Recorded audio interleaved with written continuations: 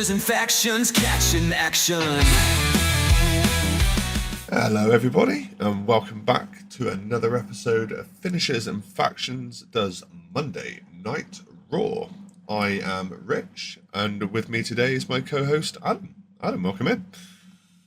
Thank you very much. And tonight we see Monday Night Raw coming to us from Charlotte, North Carolina. And Charlotte, North Carolina has hosted now 14 Monday Night Raws since 1999. And at this specific arena, which I haven't actually made a note of, we have an attendance tonight of 15,280 people, which for a Monday Night Raw is definitely higher than it's been for the last couple of weeks. Yeah, definitely. And I'm not. It's a bit of a mixed bag for Raw this week. I'm not going to lie. There were some bits that I liked, some bits that I wasn't overly fond of. But either way, we're furthering on the story. Oh yeah, definitely. We're at a point now where WrestleMania is not too far away. You know, we've got less than 10 episodes to go until we of each of the programming until we get to WrestleMania. So we're just trying to fill all the gaps in the story here and kind of build off towards Elimination Chamber in just over 2 weeks' time. Yeah, most definitely. And just for anybody keeping track, it was the Spectrum Center in Charlotte, North Carolina. I was in the middle of having a quick Google to see if I could find it, but I was a step ahead of you there, my friend. Step ahead of you. But we start tonight's Raw with a VT Raw recap from 2 weeks ago, which takes us all the way back to the Monday Night Raw after the Royal Rumble. And this is all focused around Kevin Owens attacking Sami Zayn right in the middle of the ring.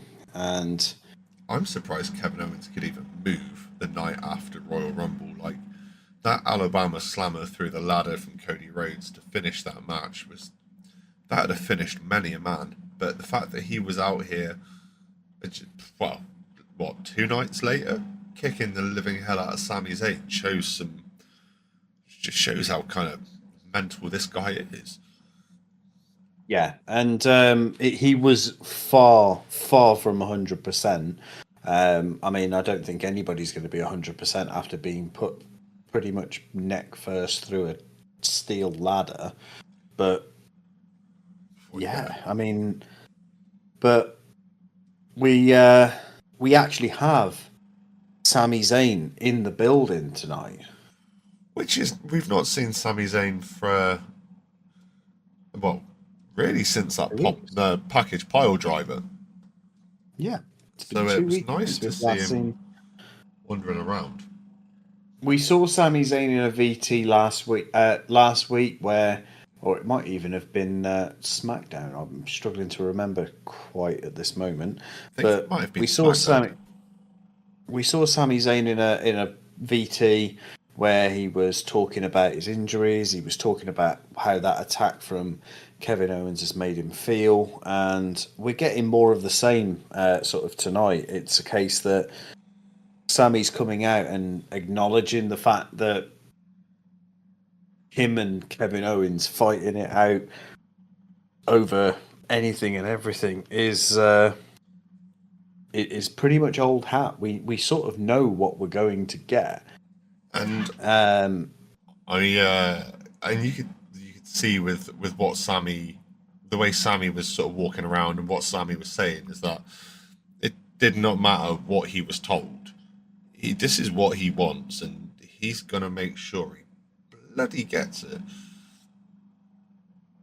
Which is nice to see from Sami. We've been saying for weeks, months, years, the guy can go. He can fight when he needs to fight, but The You've got guy's to put too him forgiving. really back. Like he's got to be really back to the ropes. He's on death's door before you really see what Sami Zayn is capable of doing, which is a shame because he is a hell of a talented talent. I'm not quite sure. There's probably better ways I could have put that, but yeah, Sami Zayn is probably one of. I'm going to throw it out there. Probably one of the most underutilized talent on WWE at the moment, purely for the fact that we know what we expect to get from him. We're going to see a lot more of that in the build up to what has been announced that we're going to not been announced as of yet. We all know what's coming when it comes to these two, whether they meet at Elimination Chamber or meet at WrestleMania. They're going to meet somewhere, and it's going to go off like a ticking time bomb. Well, this was, I actually spoke to you about this off podcast, and I had to sort of remind you that you very much called what happens with what happens or what kind of match they're going into, because as we see Sami Zayn sort of getting really fired up around this match at Elimination Chamber, Yeah, that he Kevin wants Owens that. has sort of, He wants that oh, match, he doesn't he? really does. And to be We fair, see a we know rare, Kevin Owens wants it too. So, ooh, ooh, I've got goosebumps the just only thinking about what's coming. Damn.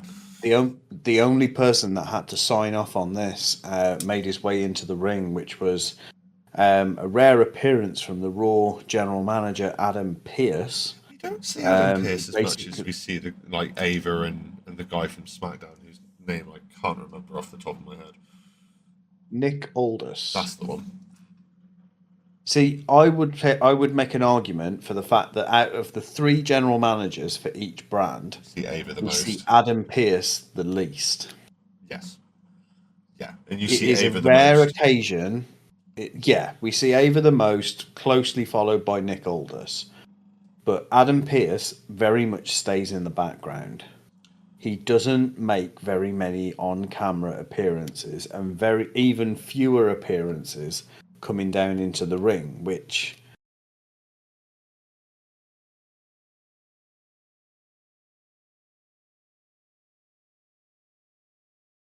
no,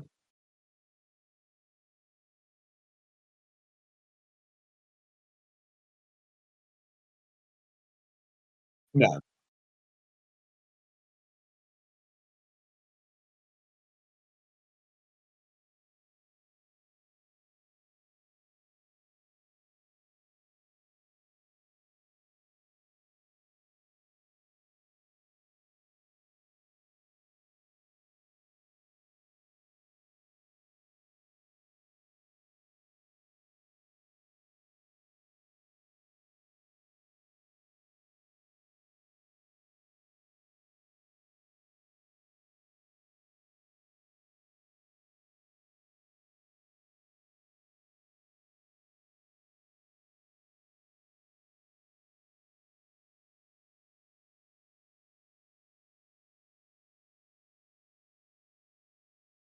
yeah, 100%. I mean, these guys have gone all out in unsanctioned matches before, and it's not outside the realm of possibility that it could happen all over again. So, yeah, we've got Sammy versus Kevin in Toronto in an unsanctioned match, which basically means that there's no ref, there's no rules, there's no ring out, there's no pinfall, there's no submission. These guys are leaving Toronto on stretchers. Yeah, it's going to be an all-out war, and that is probably the best way of doing it. You know, it's nice to be able to. What's it? We don't see a lot in WWE these days of what I like to refer to as those like once in a lifetime matches. Right, we see a lot of very good quality matches, but when you get two people that have come up from, the pool halls of their hometowns together through to the, what is going to be one of the last pay per view before WrestleMania, like it, these guys are going to put on one hell of a show, no matter what happens. But I think it is going to be one of the most brutal matches we might see on WWE TV for a while. Yeah, 100%. We're going to see color. We're going to see Ladders, so many tables, broken in. chairs, barbed wire. The There's going to be possibilities all are manner. There's going to endless. be. I was going to say there's going to be all manner of absolute gruesomeness during this match. I've got a feeling it's going to get to a point where it may even be sort of uncomfortable to watch to a certain degree. I'm But hoping so. Like, if um, WWE let them do what we would like to see them do, it'd be a match that you would not see. You know, you'd see it week in, week out on AEW. But with the pure sort of like aggressive style of wrestling they use over there, especially with John Moxley, this could possibly be a contender for beating Moxley at his own game. yeah, very much so. But we're going to save speculation on Sammy and Kevin, as we've got loads more to cover during this episode of Monday Night Raw. Yes. And unusually, we're going to actually go to a SmackDown recap for the next little bit, where we get the latest update on Jade Cargill and the assault that she suffered months ago. And this was the security footage that came to light during SmackDown of what appeared to be Liv Morgan and Raquel Rodriguez skulking around the parking lot where Jade was basically being loaded into the back of an ambulance and hasn't been seen since. And this was basically just to remind us that we've got Naomi and Bianca Belair in Charlotte, North Carolina, as we watch this episode on the hunt for both Morgan and Rodriguez. Yeah. I mean, if Morgan and Rodriguez are the ones that gave Jade Cargill the kick in, that was a hell of a kick in. Say, we've been doing this. We haven't missed an episode of programmed WWE since the Netflix debut, and we haven't seen Jade Cargill since then. So that's a good sort of like 6-7 weeks of injury time for her. So she's gonna be pissed when she comes back.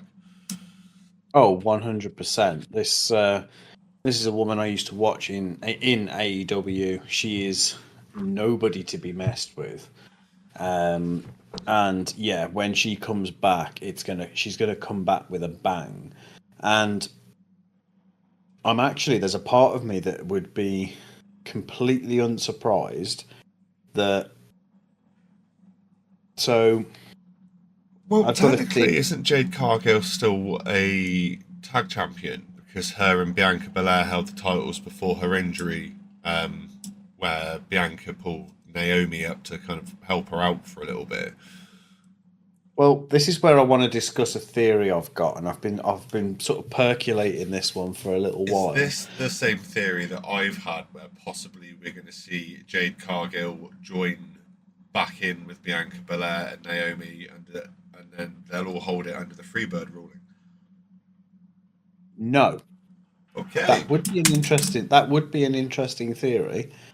I've got it's more of a story-based theory for me. Hit So me. I'm interested. we What have we got? so obviously with this new security footage, we see somebody that looks a lot like Liv Morgan and Raquel Rodriguez having skulking around, but never actually seeing that footage them lay anything on Jade Cargill.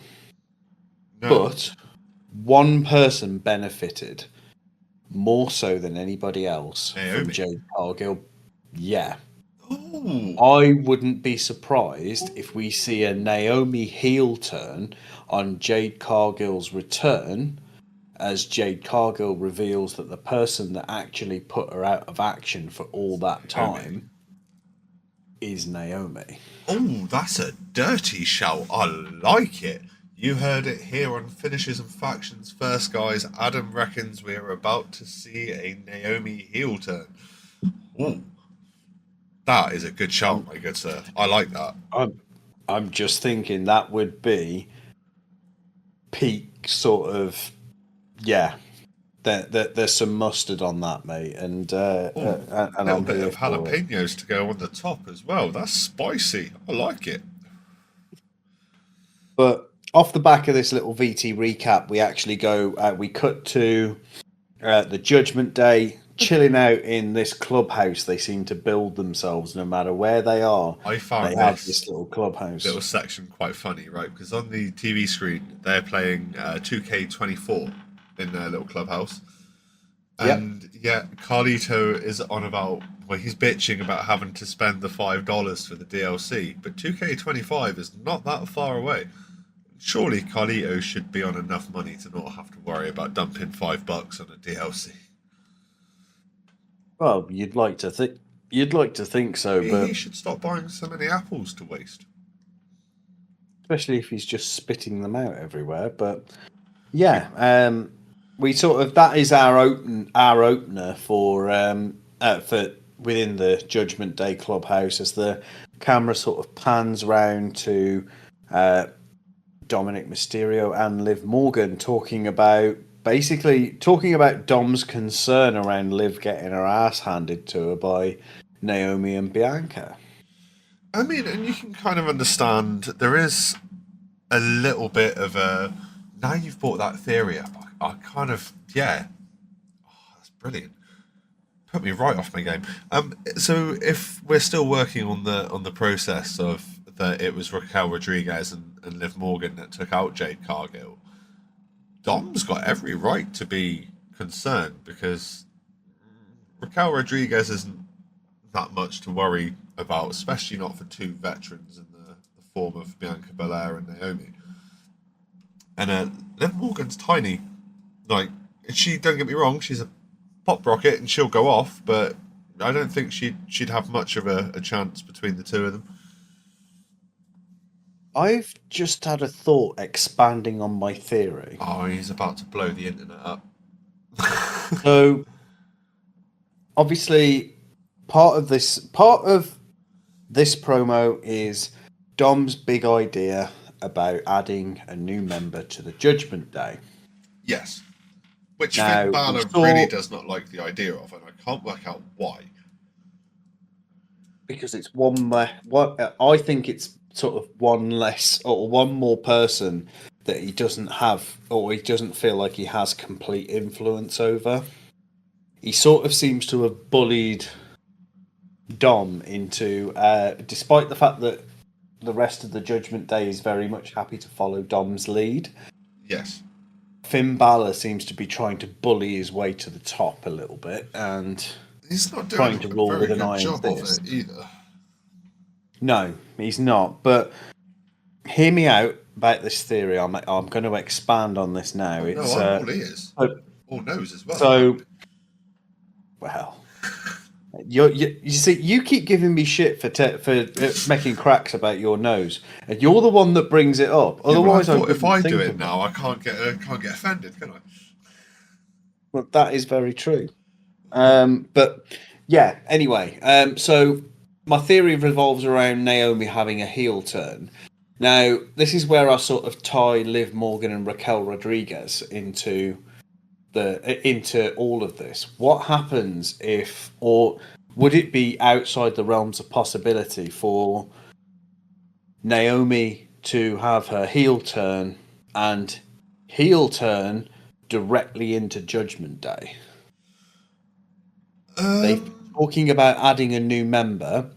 It would make sense then, because we know that Liv Morgan and Raquel Rodriguez have got a guaranteed tag title shot against Naomi and Bianca Belair. They do. Now, I'm unsure at this point, because I can't see it in front of me, when this match is due to occur. I've got a feeling. Is it not Elimination Chamber? I don't think it's at Elimination Chamber. I think it's the Raw before Elimination Chamber, potentially. Yes. But how much would it break the internet for during that match? Jade Cargill comes back, interrupts the match. We find out that Naomi has been working with the Judgment Day for a little while, about as long as Dom's been having this idea of adding a new member, somebody we wouldn't expect to find in the Judgment Day. No. And they all sort of work together to oust Jade Cargill out and sort of set Liv and Raquel up for this tag title shot, which they ultimately don't end up succeeding in, but it ends up ripping the current tag team champions apart enough for Jade Cargill to assume the position back in the tag team champion spot, then to drop the tag titles to Judgment Day, Liv Morgan, Raquel Rodriguez. That's not a bad shot at all. That's an interesting theory. It's not one that I would have thought of myself. Tell you what, I could do this. I reckon I could be a writer. I could write wrestling angles, especially with shit like this. This is fucking immense. I'm impressed with myself.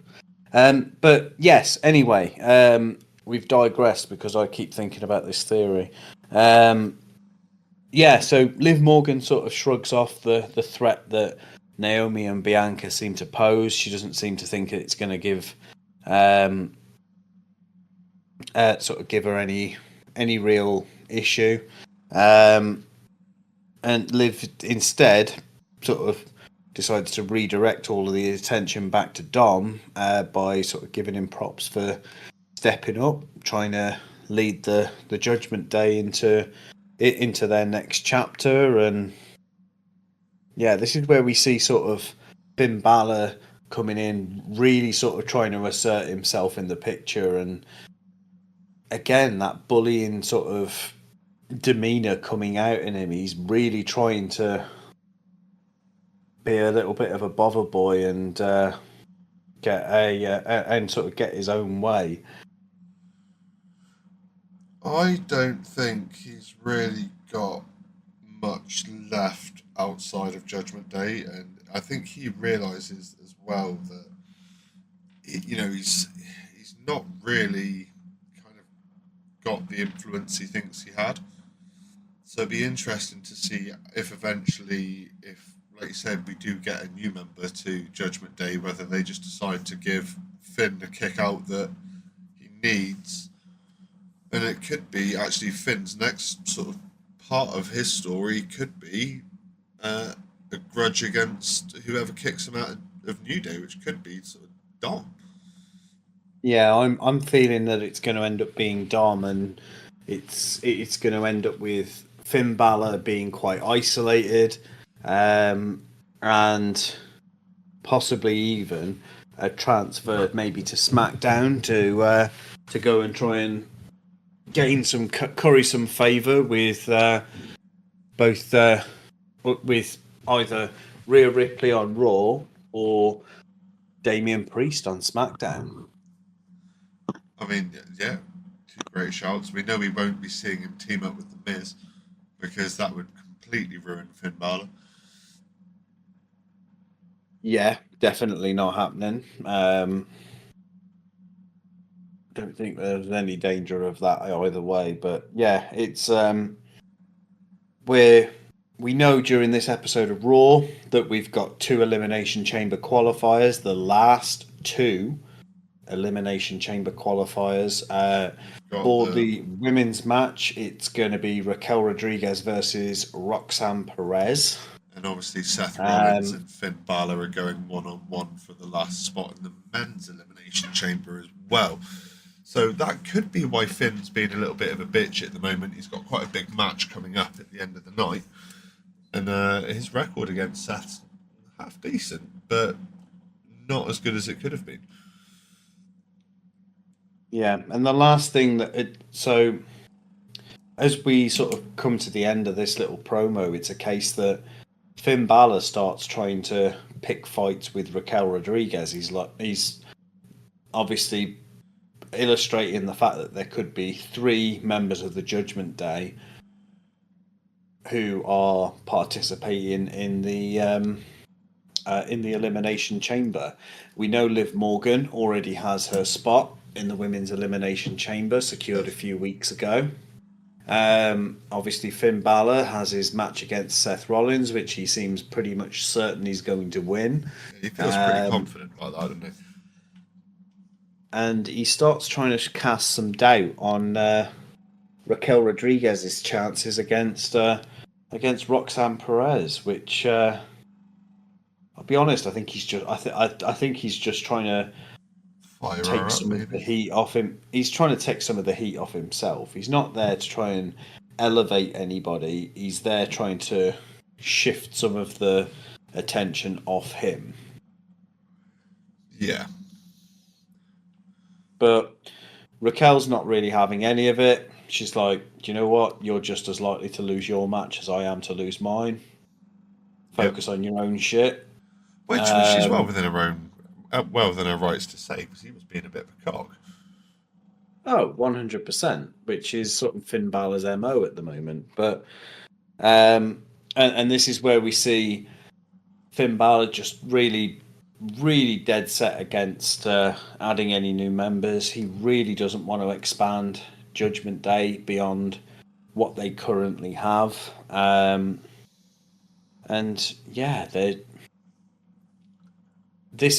really playing the slow game with the end of the Judgment Day, or whatever the Judgment Day's next phase is. Yeah. It's one or the other. It's either going to end, it's going to come crashing down, or they're going to lose a member, or lose one member, gain another new member, and sort of carry on from there. But It's quite stale at the moment, the Judgment Day storyline. But they're trying to inject life into it wherever they can. But we'll come back to that in just a second, as we did have a short VT promo for About someone else who needed to get some life injected into them after Bron Breakker that hit him with one hell of a spear.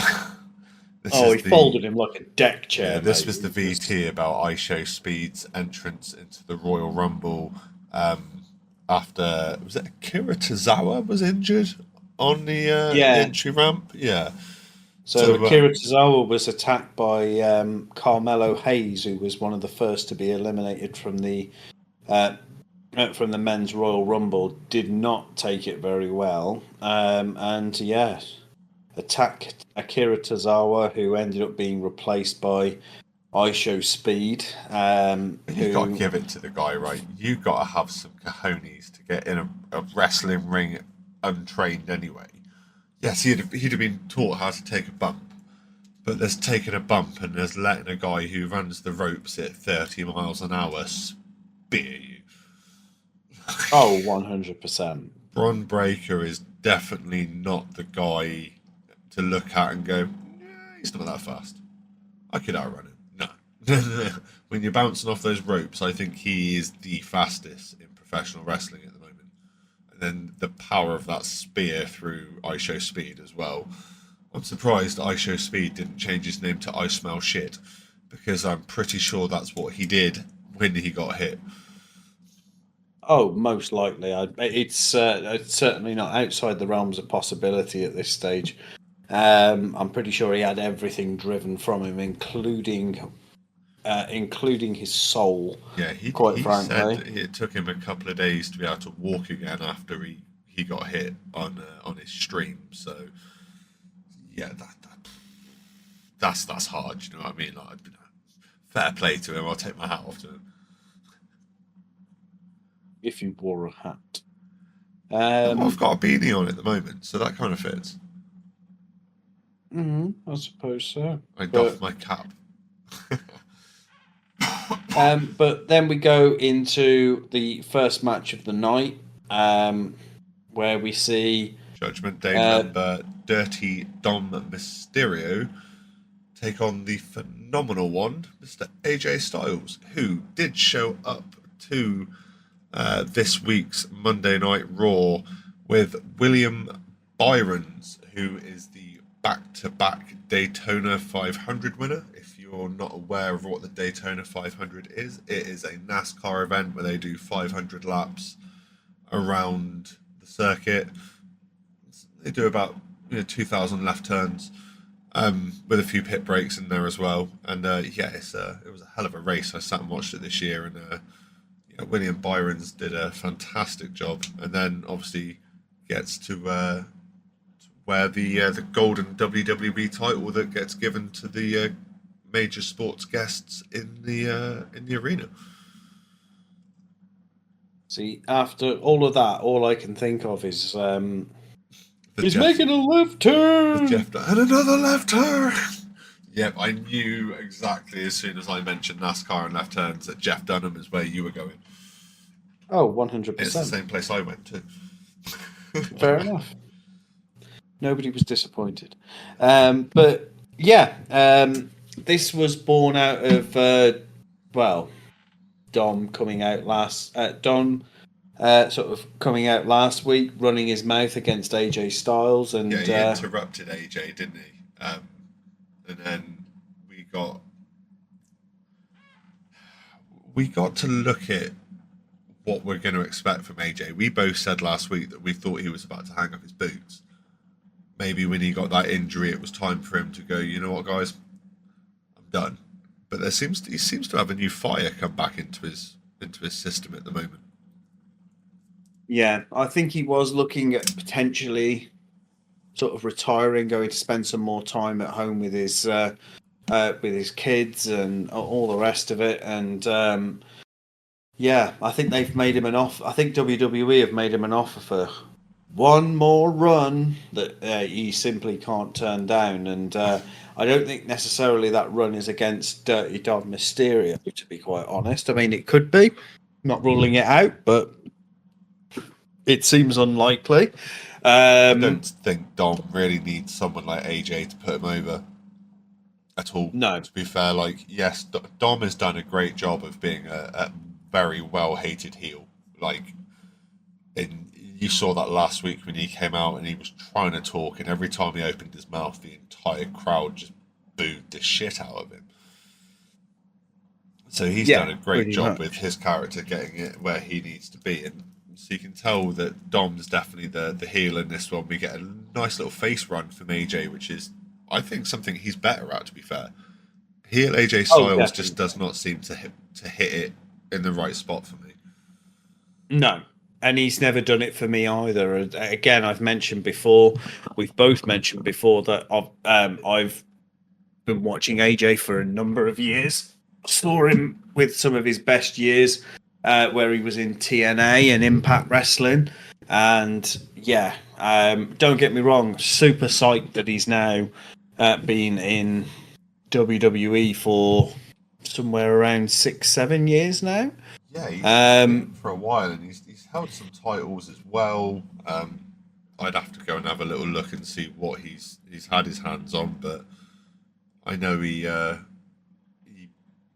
think he defended the World Heavyweight Championship against John Cena. He didn't win it from him, but he's had some phenomenal matches and feuds in WWE. So I'm kind of a little bit jealous I didn't get to experience TNA AJ.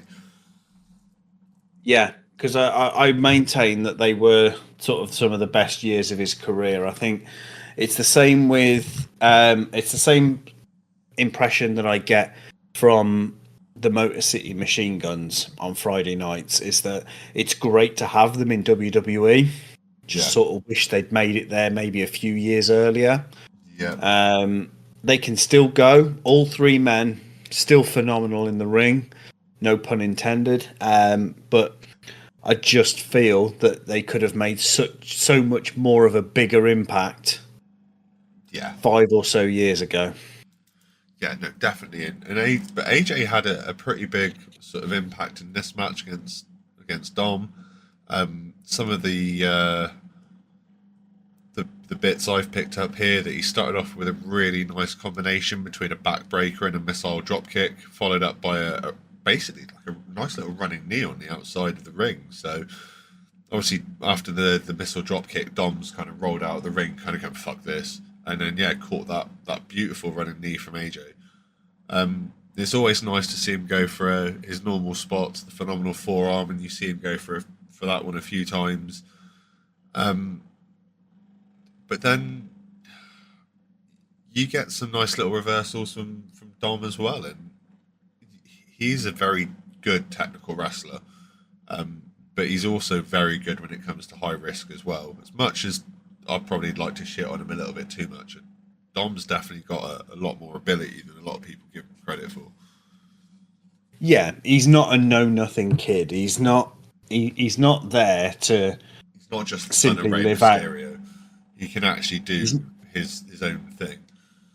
Yeah, he's worked really hard on being able to develop his own style, and sort of really get his own shit in. And yeah, definitely. I mean, yes, we do see a lot of tributes, within Dom's wrestling style to, the late great Eddie Guerrero. We saw that again in this match where Dom tried to set up the three amigos. He got two off before the third one. AJ wouldn't let him get it. You get to see him do the Viva la Raza body shake off the top rope before he hits the frog splash, and we do get to see quite a few of these moves from Dom quite often. But it is always nice to see the homage paid to Eddie Guerrero as well. yeah, an absolute a legend that was lost way too soon. Can imagine what Eddie Guerrero would have gone on to accomplish if he was still wrestling today. The same as Ray. Dude, the possibilities are phenomenally endless.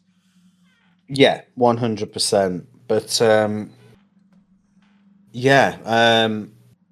ultimately, AJ Styles walks out of this with a win. And shortly after winning via pinfall, we see AJ celebrating in the ring, then pulling off some Jedi mind trick shit here. Because we all got the camera angle of Bron Breakker sneaking around the outside of the ring and then kind of climbing in. And we all know when Bron Breakker's sneaking, there's only one thing he's looking to hit, and that's that spear. And I'll tell you something, this is my favourite part of this segment, right? Not saying the match was poor, it was a really good quality match, but this bit, it's for AJ to just, like Adam said, use his Jedi senses to feel something was going off and move at just the right time to watch Dom Mysterio eat what I have to say was probably Spear of the Year. It was beautiful. He ate that, and he ate it with custard too. It was absolutely incredible. yeah, and anybody that's paid any attention to social media since Raw went out, Styles got his very own sort of He got his viral moment. That t-shirt catch. Yeah, just so smooth. Do you know what? I'd So love smooth. to know if they practice that. Obviously, they do a lot of different things to kind of help choreograph and get the choreographing right. I'd love to know how many times Bron Breakker threw his shirt at AJ, or whether that was literally just an off-the-cuff, boom, done. But yeah, that clip has gone everywhere. I want to believe that was 100% in the moment. I hope so. I've even seen. I saw one clip. I don't know if I sent it to you. I can't remember what platform I saw it on. And it wasn't a T-shirt that Bron Breakker threw at AJ Styles. It was the Intercontinental title belt. And it's just the way you got AJ stood there at the end of it, holding the belt, not the T-shirt, looking at him. And you're like, that was really well edited. That was cool, but Yeah. But yeah, I mean, this is why I think one of the reasons I think we're not going to see a run between AJ Styles and Dirty Dom Mysterio at this stage. I think it's very much Styles going after that IC title that Bron Breakker's been holding on to for quite a significant amount of time now. I think that is the way it's going to go, but it has pissed me off, right? Because they gave us that sniff of of Sheamus finally getting his hands on that one title that's eluded him, right? And they put it out there, and they've worked it a little bit, and then they've just kind of dropped it. And I'm like, why have you done that? Why have you suddenly started bringing like AJ in? Let Sheamus get that title. Like, what are you doing? It's not right. Start a petition. Send a strongly worded email. Sheamus for IC Championship. It's not outside the realms of possibility for Sheamus to still be in this picture. Well, yeah, and I just hope he doesn't have to go through a triple threat to be able to do it, because I think that would suck for Sheamus. It's just the sort of match I can see Sheamus in, though. That's the thing. He does like being the underdog, doesn't he? He does. But we move on. We do. And talking of underdogs, I'm just going to throw that. We went into a bit of a strange VT next, if I remember correctly, with was it Julius Creed? Yeah, so Julius Creed of American Made has joined Team Cormier. Yeah, so he is part of Daniel Cormier's UFC team in Tough Enough series. So we actually get to see another sports entertainer decide to try and conquer the world of UFC. Obviously, we've seen the likes of Brock Lesnar do it. Batista's done some cage fighting. CM Punk gave it a go, but he wasn't as successful as some other guys that have tried it. Ken Shamrock went off and did it as well. We've seen some cage fighters make the transition the other way as well. I mean, one of the most famous of which was Rowdy Ronda Rousey.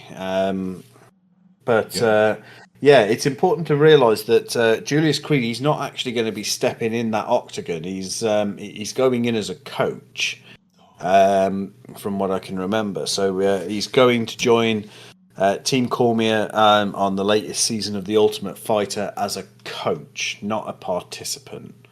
God damn it. I got all excited. I thought it'd be interesting to see what Julius Creed could do then. But while we're talking about American Made and the Creed brothers, we actually end up using that as a bit of a segue into a backstage promo, which then leads on to our next match. Yeah, so this was we sort of recap very briefly about American Made. Sort of, I totally class this as them throwing away their tag title opportunity, and I don't care how they want to dress it up. Oh, is this against they the threw War this Raiders? Away? Yeah. I really have no idea why a team that are challenging for a title decide to lose by disqualification. Well, they said in this promo that they were trying to send a message, and the only thing that I could think of throughout that entire thing was, would it not have sent so much more of a message had they won the match and picked the titles up off them? That to me would have sent so much more of a message. But what do I know? I'm not a wrestler. I'm just a fan. We're just two guys that watch a lot of wrestling. Yeah. And then discuss an awful lot of wrestling. And even when we're not recording podcasts, a lot of our conversations, if you take out the voice messages of one of us just going, yeet, it's still pretty much all wrestling related.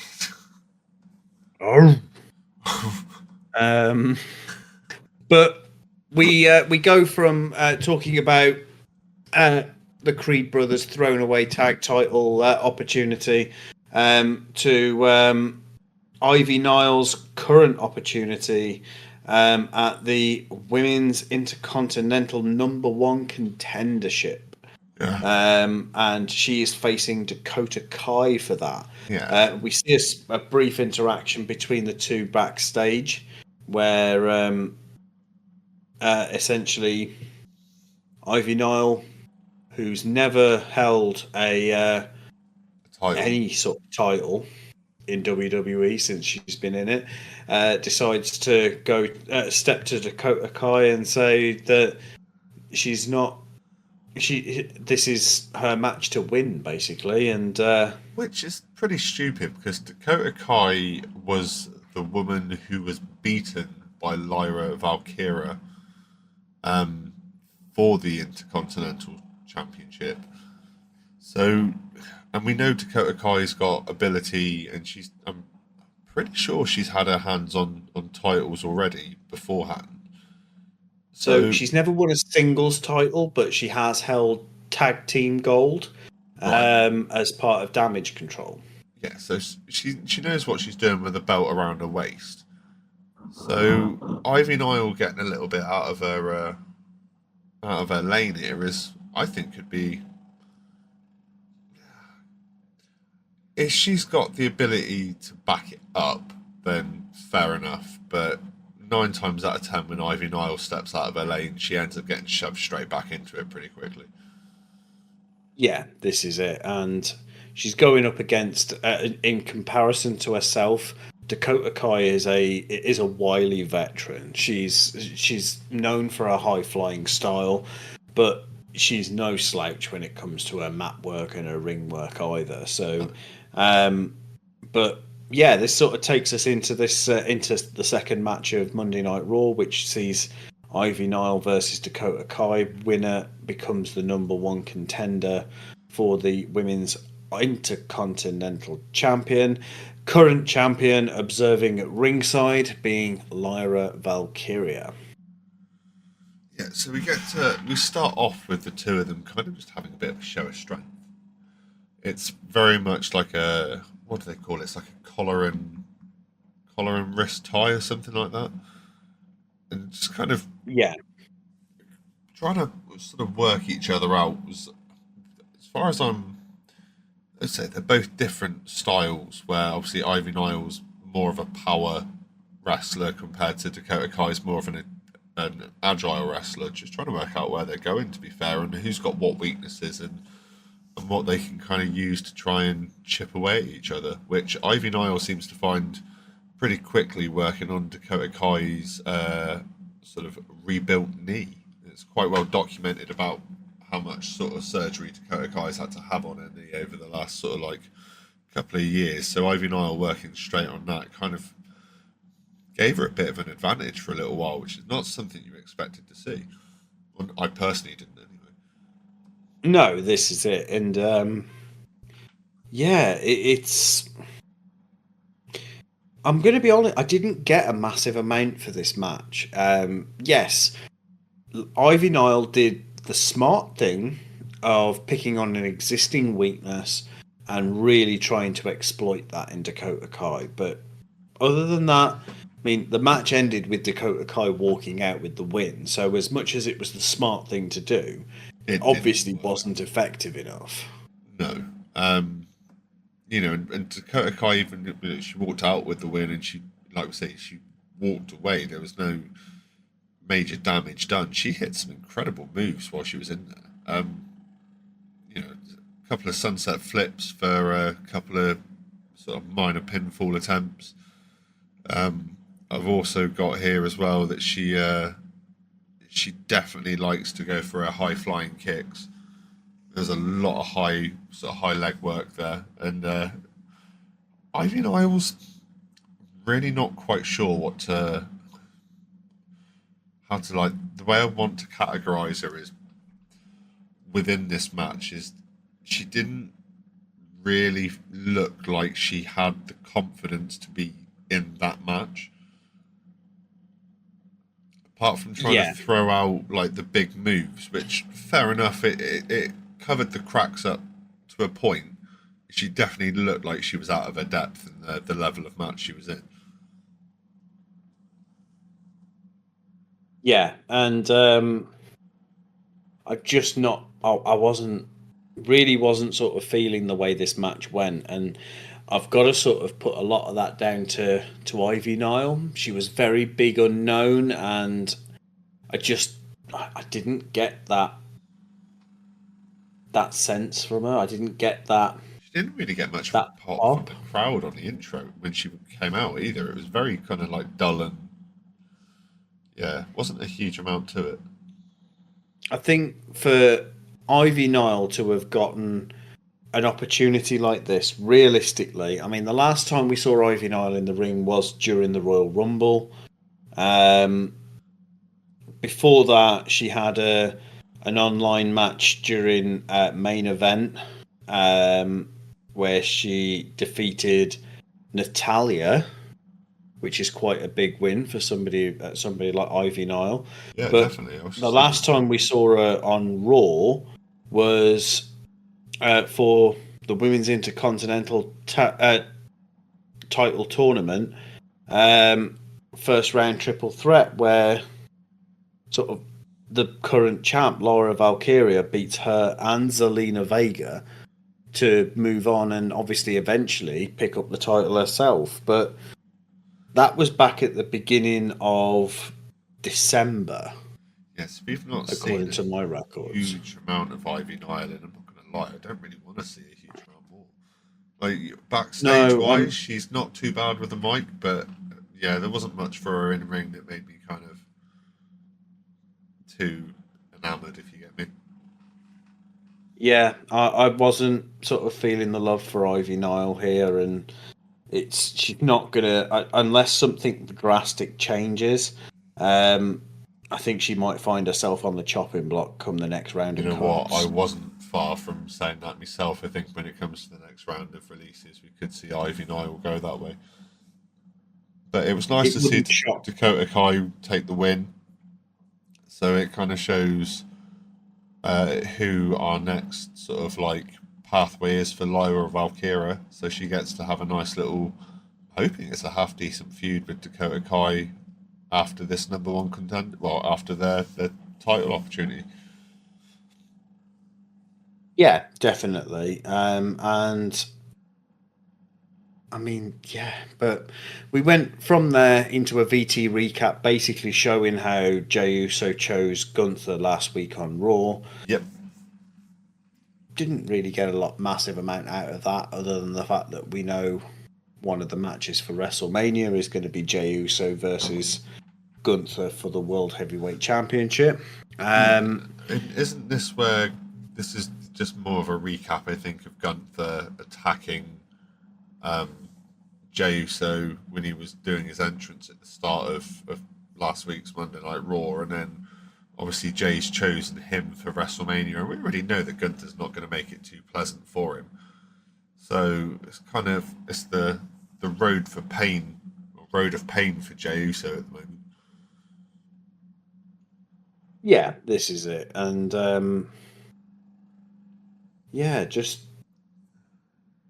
it's necessary to have that promo in there. We've got to keep that news relevant, and I get that, but it just yeah, I just don't feel like it quite served the purpose where it was.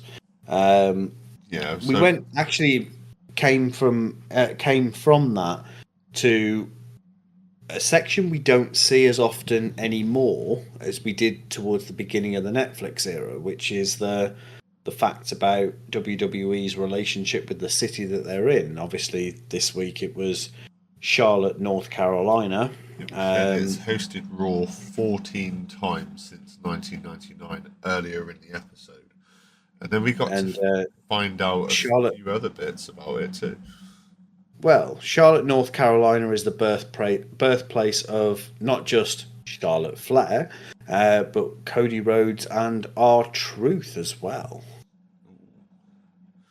Now, the next bit, we actually took to We took to Twitter and we. we had to ask a question.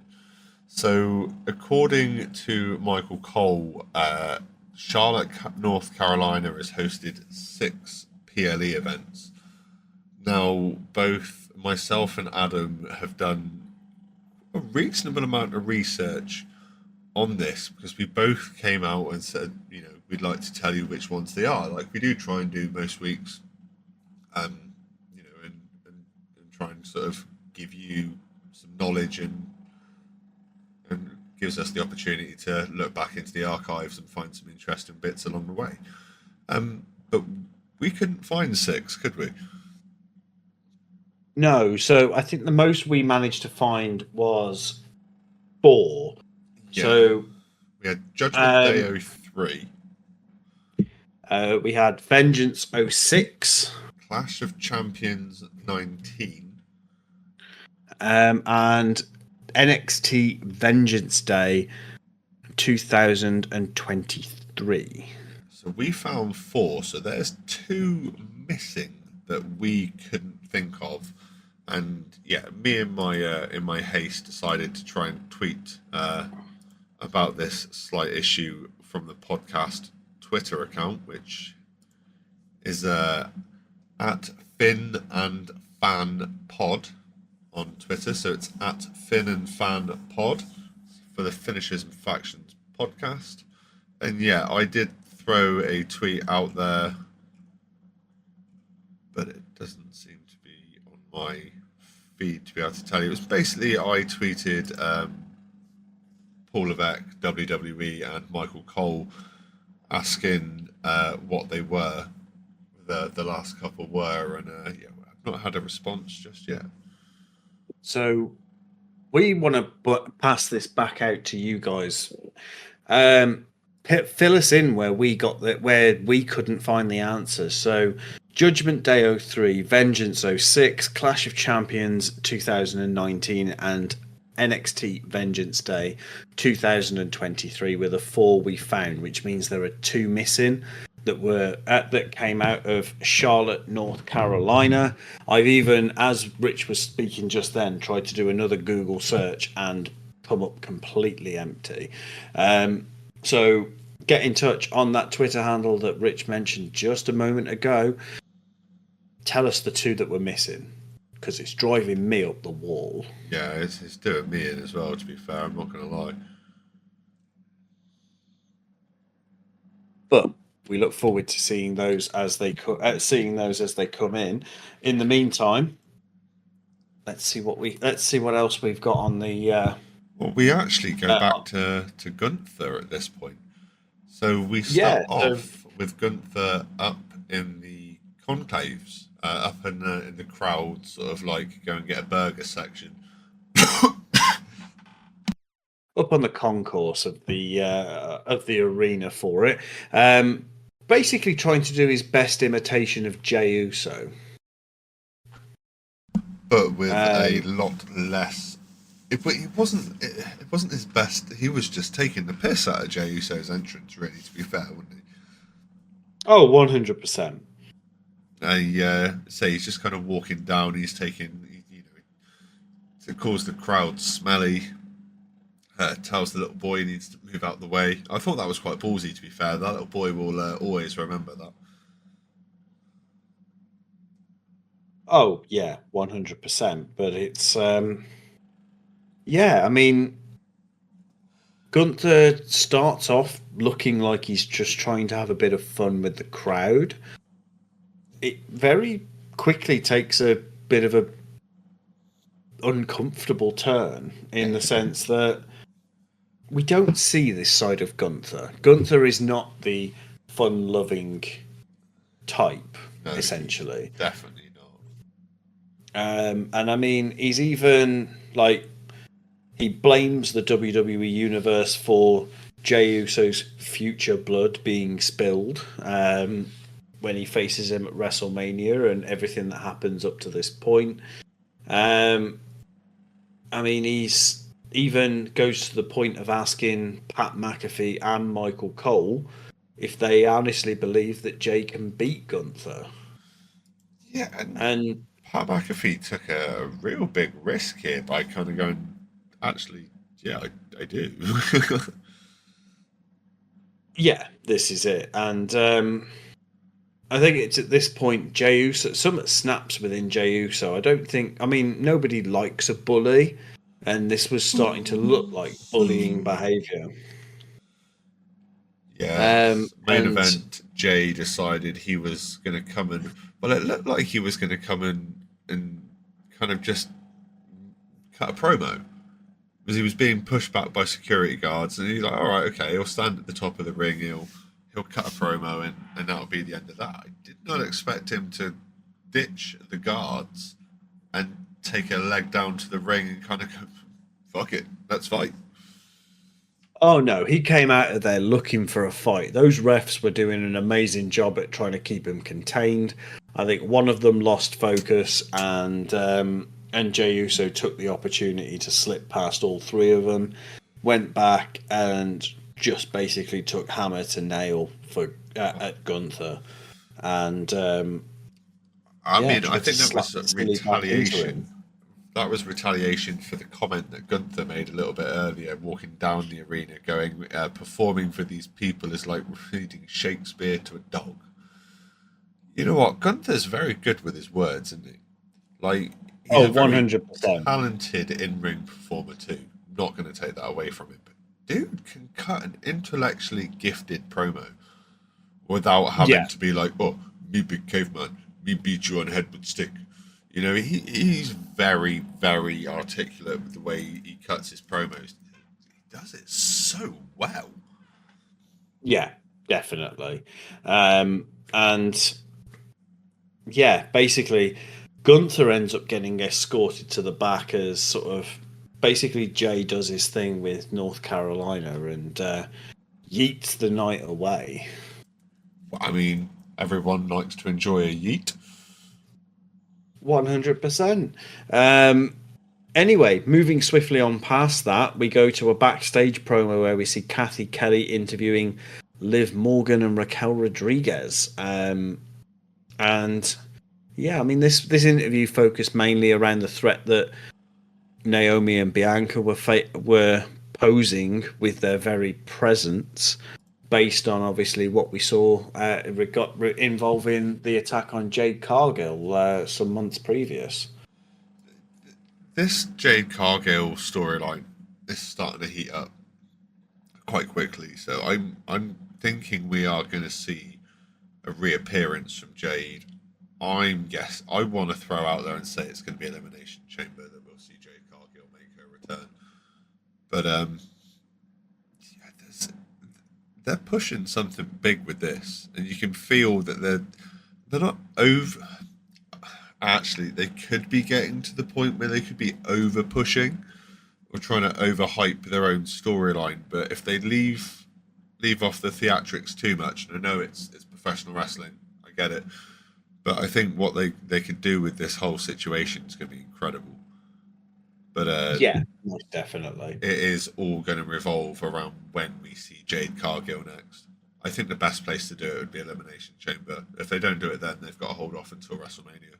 But something like that return, sort of size of a return, it needs to be a big deal to keep the push that Jade Cargill was on before she got injured in place. She needs her return to be a big, big deal. Yeah, this is it, and I think we will see that big deal coming. It's just a question of when. Yeah. But we go from there, sort of from the backstage interview to match 3 on the card, which sees Pete Dunne versus Penta. You know what? I am really starting to like this guy. Well, to be fair, I'm not. I like both of these wrestlers. Pete Dunne is starting to grow on me a little bit more. That I'm seeing more of him. I liked him anyway, just because of where he's from. Like, if you come from that part of the world, you're automatically amazing. But Penta as well is absolutely phenomenal. And with the contract negotiations going on between Ray Phoenix, AEW at the moment, basically saying, I want out of my contract. If we get to see Ray Phoenix and Penta together, I think we're going to have an absolutely incredible year this year with tag team wrestling. Oh, 100%. But we couldn't have 2 more different wrestlers in the ring as it goes. I mean, Penta, high flying, no fear, Luchador. just absolute explosive luchador out of the gate. And then we've got Pete Dunne, But they call him the slower. bruiserweight, don't they? He is an old school wrestler. He likes to grapple, ground, and pound. He doesn't, and Pete Dunne's favourite thing to do as well is to manipulate every part of you he can to whichever way he can, like whether it be your fingers, your elbows, your knees. If he can bend it into an uncomfortable position and hold it there for a while just to really get under your skin, he's going to do it. Yeah, most definitely. And we do see And that pretty early on at the start of this match where he takes, Penta's glove off and starts basically trying to rip his fingers out of his socket. It was brutal. yeah, most definitely. And yeah, it just goes to speak to how much that Pete Dunne does enjoy that sort of he calls it joint manipulation. I think we could probably go to the extent of joint mutilation to a Yes. certain extent. Um, but some fantastic bits and pieces in this match. I mean, as we've come to expect from both Penta and Pete Dunne, who are sort of. I mean, we know Penta is a top tier superstar, and I think Pete Dunne is another underutilized star. Realistically, we should be seeing so much more of him. I will tell you something. Pete Dunne can sell a move like incredibly. Like that guy is amazing.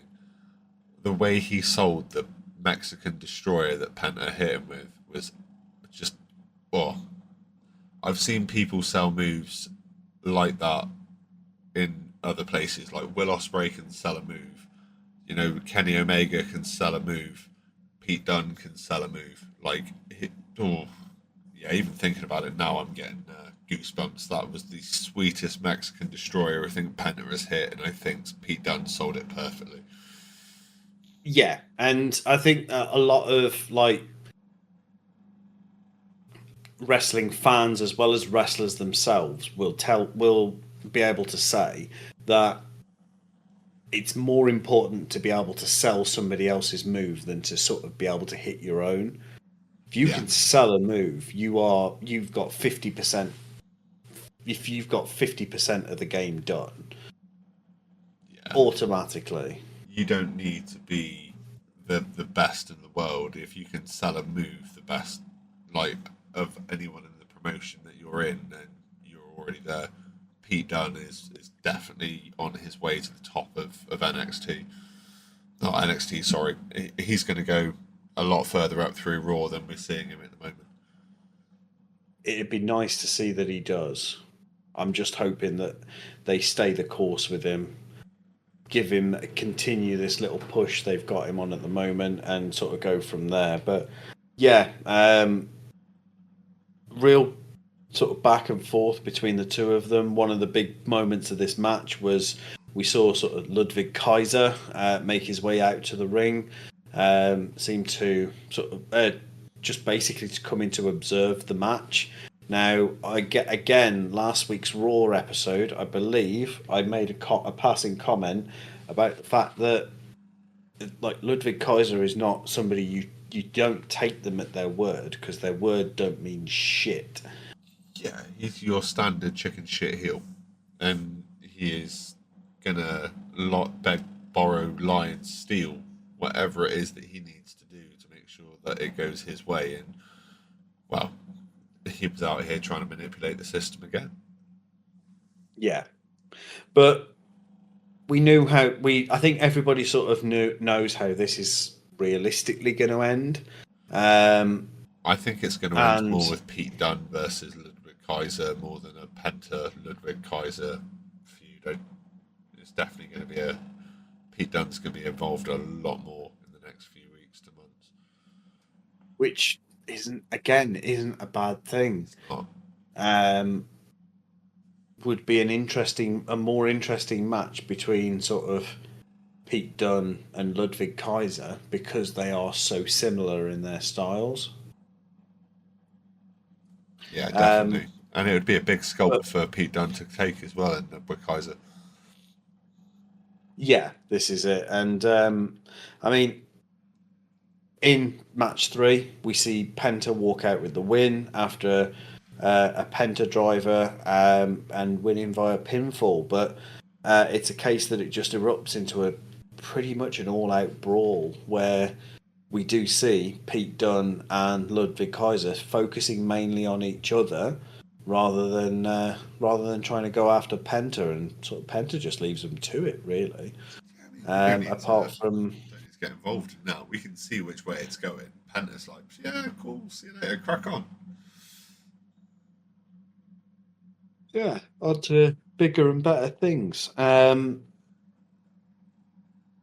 Next up after this is another backstage interview promo where again Kathy Kelly is interviewing, this time Jey Uso, basically getting his thoughts and feelings around sort of Gunther's attacks. And I mean, the big thing I took away from this was sort of Jay's starting to feel like he's severely underestimated, that he's just sort of basically sick of being doubted by everyone and his peers. It's, yeah, It's a I can bit sort of upsetting. understand. He's, The guy worked his absolute balls off in that Royal Rumble.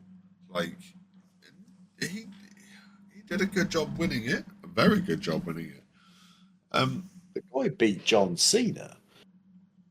That even though it's a John Cena that is in not necessarily in the best shape of his life, but Yeah, he still, tossed out the guy that, this is his retirement tour. He could ask for anything and they'd give it to him, and he gave Jey Uso the Royal Rumble.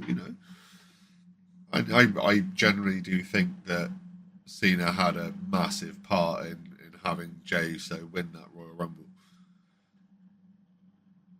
yeah, it's Jey Uso's time, 100%, and I still think we're going to see that title change hands between him and Gunther at WrestleMania. I'm not seeing it any other way. It's kind of got to keep it fresh, I think. Yeah, Or is it's definitely. going to be Jey Uso versus someone that's not Gunther at WrestleMania?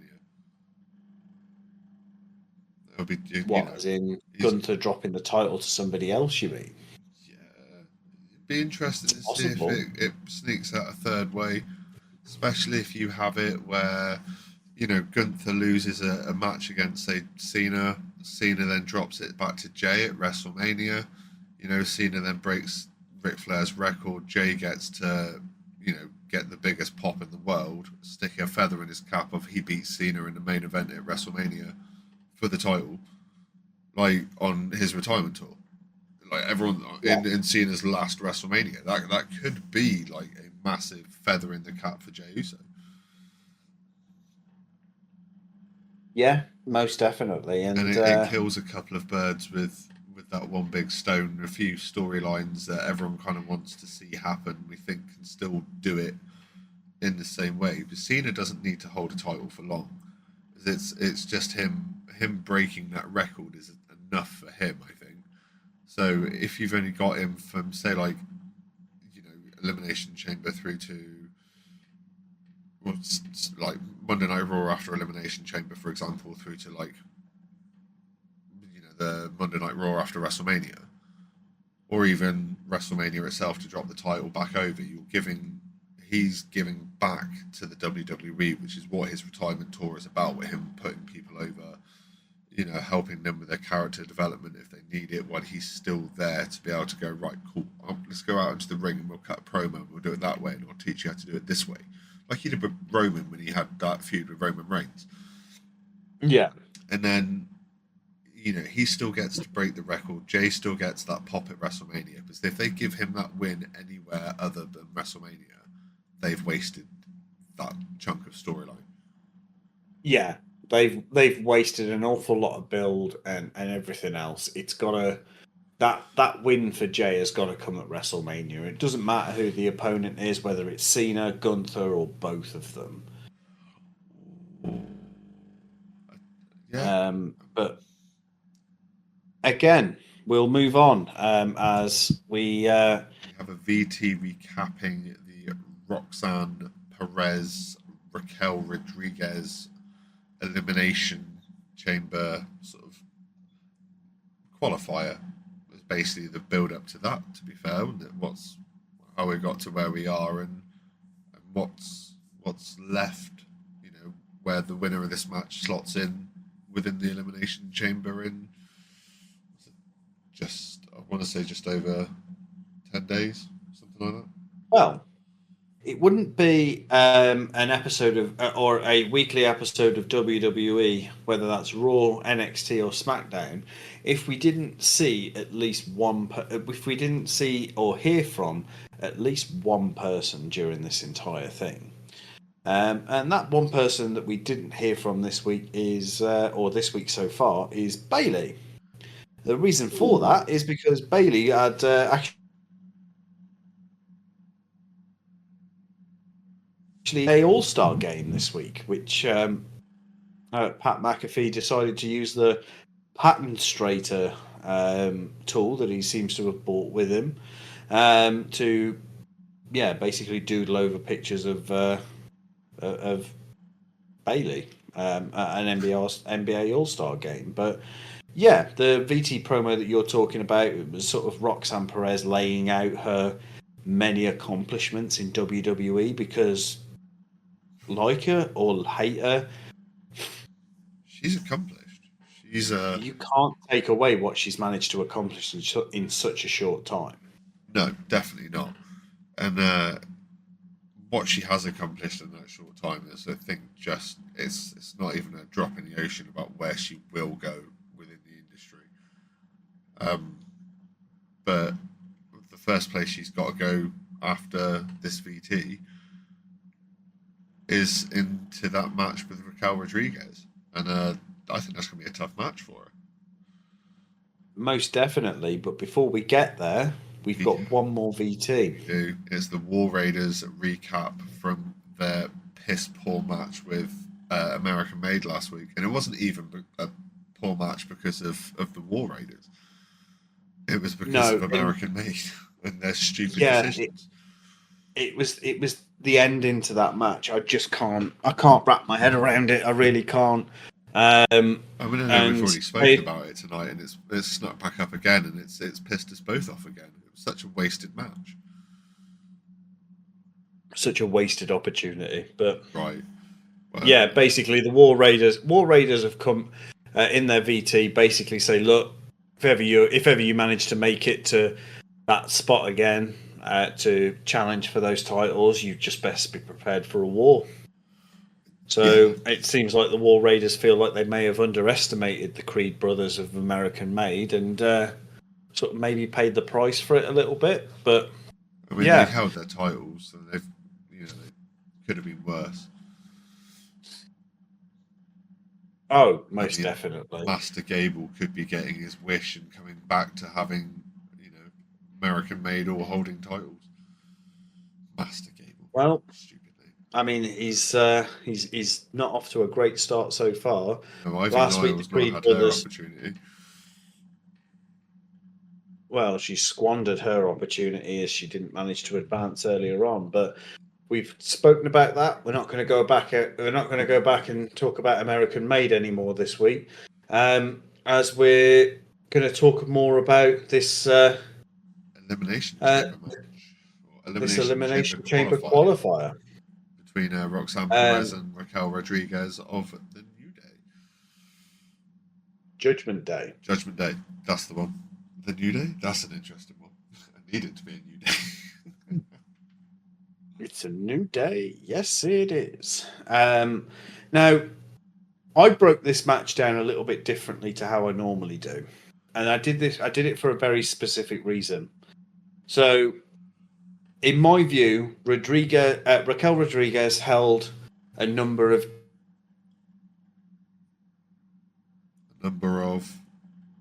advantages going into this match. The numbers game, she came in with Liv Morgan, who was at ringside throughout the entire match. So there's the numbers game. Raquel Rodriguez's size over Roxanne Perez is always going to be more of an advantage than a disadvantage. And one of the other bits that I mentioned that I took note of was Raquel Rodriguez hasn't wrestled in a little while, which normally we would be looking at as a disadvantage. But Roxanne Perez went through a main event match at Vengeance Day And it was a only 48 hours brutal ago. main event as well. Like, fatal four ways are never pleasant, and Roxanne Perez was quite active within that one. Yeah, this is it, and yeah, it was it it all added up to some disadvantages for Perez in my view, and I don't know, it felt like the decks were very much stacked against Roxanne Perez for this fight, and she had to pull out something pretty special to be able to walk out of this a winner. Yeah, and but then when you look at it in a different aspect, we know the quality of Roxanne Perez is a lot higher than Raquel Rodriguez. So I personally, when I went into watching this match, could pretty much kind of guess where it was going from the start. And yeah, no, I as much as I enjoyed watching how sort of intense this match was, I pretty much got it from the beginning where I thought it was going to go. Yeah, it was. It didn't make much sense putting Raquel Rodriguez into the Elimination Chamber. So, and I can't even tell you why. I think it's more of the fact that yes, she'd have had Liv Morgan in there with her, but her character's not quite strong enough at the moment, I don't think, to be in matches of that caliber. No, and yeah, I'll sort of agree with that, despite the fact of how much of a dominant superstar Raquel Rodriguez is. Um, it's Roxanne Perez's time. It isn't Raquel Rodriguez's time. No, we've been Not saying for right now. weeks as well that we're expecting Roxanne Perez to come up, you know, from NXT. We've seen it her making a lot more appearances on Raw, and it's working. Like she's getting the reaction that she needs. She's getting the push that she kind of deserves, to be fair. And it was all just fitting into place for Roxanne Perez at the moment. Yeah, most definitely. And Perez manages to combat the numbers game on this ridiculously well. Of course, it is helped by the fact that Bianca Belair and Naomi do eventually end up catching up to more so Liv Morgan. Yeah, Raquel Rodriguez didn't really get what she deserved from this. I think they probably realised that Liv was an easier target, and they didn't really. If they'd have interfered with Raquel Rodriguez, they'd have automatically given the win to Roxanne Perez. So it's a little bit of it's a strange one. There wasn't much they could have done without like really interfering and kind of screwing it over for everyone else. Yeah, Because obviously they don't have an issue with Roxanne Perez, as we're aware of at this point. So a small allegiance between the two of them or the three of them could have been interesting, but I just don't think it's something that Roxanne Perez needs at the moment. no, most definitely not. Roxanne Perez is very much making her own opportunities. She's making things happen for herself. Doesn't necessarily need somebody to put her over in that way. No, she's So, done it well enough herself. and I mean, it comes to the end of this match, and Perez is secures the last spot in the chamber, and this means that the match is now set as Naomi and Belair are two entrants. We have Liv Morgan as the third, Bailey as number four. Obviously, Roxanne Perez at 6. I can't remember who 5 is off the top of my head. There's one more missing. Io Sky? No, Io Sky has not qualified for the Elimination Chamber. I can't say the name of this particular superstar because I have an Amazon Echo device that likes to listen. Alexa Bliss. Yes. There we go. There we go. Mine's unplugged at the moment. Yeah, mine is not. I had an unfortunate and- incident with mine a few weeks ago, and I've unplugged it and left it unplugged. Okay, fair enough. But yeah, the women's elimination chamber match is now locked in. We know the combat. We know who's taking part, and it's difficult at this stage to discern the overall winner.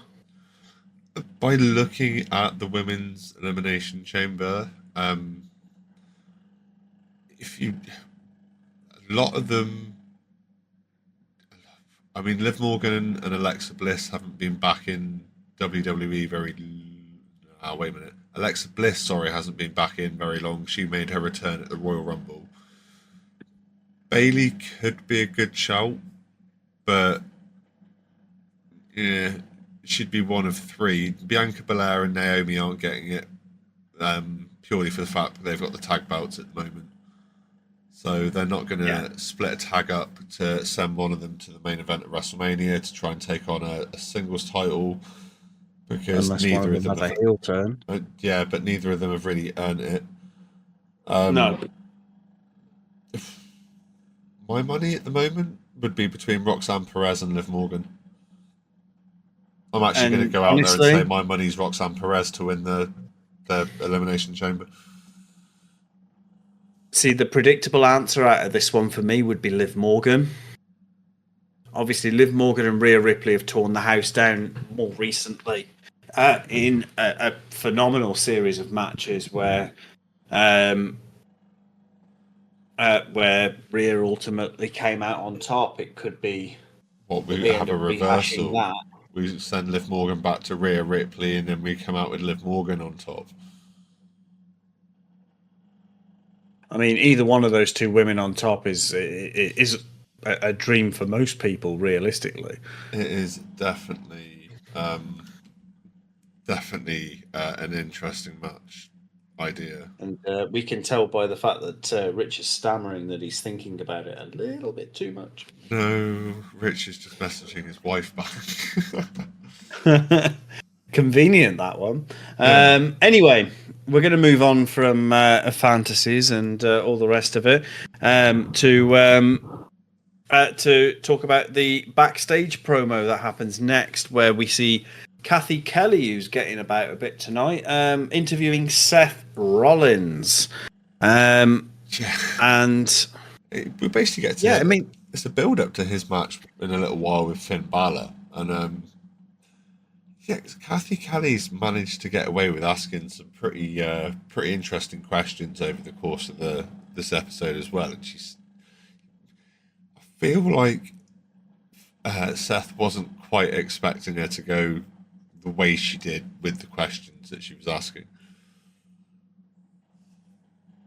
Yeah, I can see that. I think it was more of it was going to be a case of like, you've got this match against Finn Balor, what are you going to do?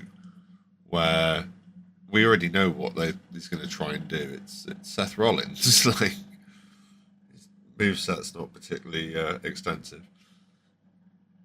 And he does the same. It's the same sort of heel Seth Rollins that we've kind of seen a lot of, to be fair. So it's all very predictable from Seth at the moment for me. Yeah, this is it. And I mean, Seth Rollins leaves to go and prepare for his match, which is next. But this backstage promo isn't over because we see Karrion Kross and Scarlett come out and make an appearance. We haven't seen them in a little while.